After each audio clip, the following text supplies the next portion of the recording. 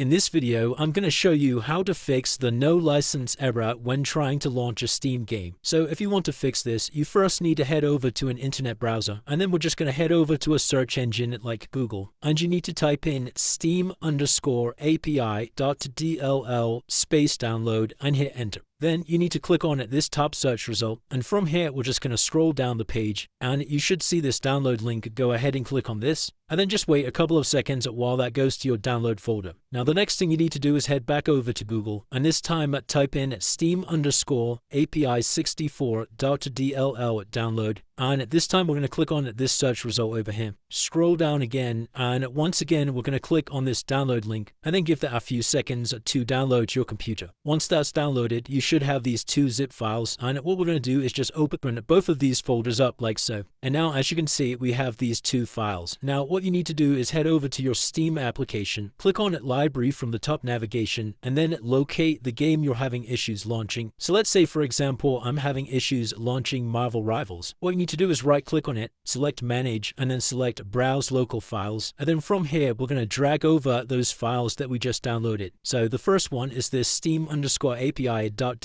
Drag this over like so. Once you've got that in here, we're going to do the same thing for the 64 file as well. Just drag this over. Once you've done that, head back over to your Steam application, click on Steam in the top left hand side, select settings, click downloads from the left navigation, and then we're going to click on clear cache and press yes to confirm. So this is going to log you out of Steam, and you'll be required to log back in. Once you're logged back in, try launching up your game, and that should have fixed any issues you were having. If you did find this video helpful, then let me know in the comments, and I'll see you in the next one.